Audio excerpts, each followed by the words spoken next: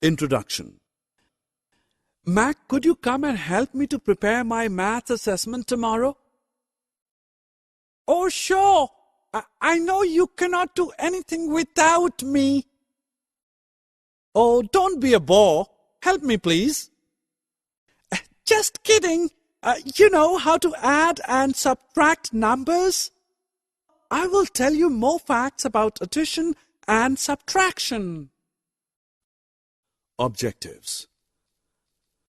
After completing this lesson, you will be able to understand addition facts and subtraction facts. Solve horizontal addition with carrying and without carrying. Work out horizontal subtraction with and without borrowing. Show me your notebook.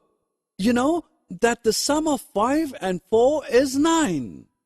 And if we add 4 to 5, we again get a sum of 9.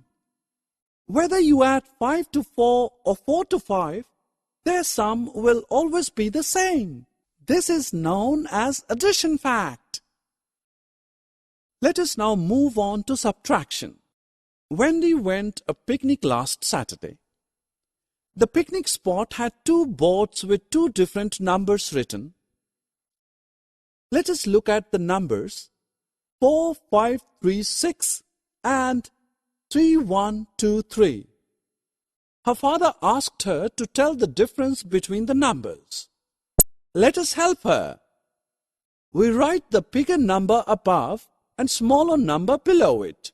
Now subtract the numbers at ones place, the tens, next hundreds, and at last thousands. Thus, the answer obtained is 1413. Summary. Let us summarize what we have learned. The 2 numbers can be added in any sequence to give same answer. This is known as addition fact. The position